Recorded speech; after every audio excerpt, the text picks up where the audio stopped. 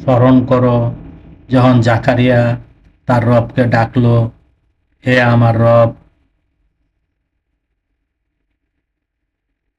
আমাকে নিঃসন্তান রেখো না, তুমি শ্রেষ্ঠ উত্তরাধিকারী দাতা। আমি তার আহ্বানে সাড়া দিলাম, তাকে ইয়াকে দিলাম,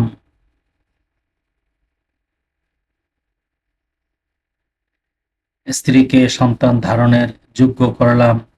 তারা পরস্পর সৎ পথে প্রতিযোগিতা করত,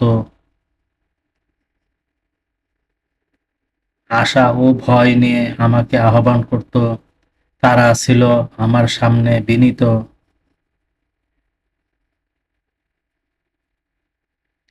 আর যে স্বীয় সতীত্ব রক্ষা করেছিল, তাতে আমার পক্ষ থেকে রুহু ফুঁকলাম।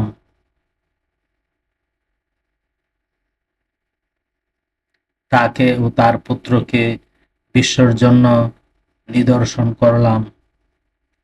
আয়াত 89, 90, 91, সূরা আম্বিয়া, আল কুরআন।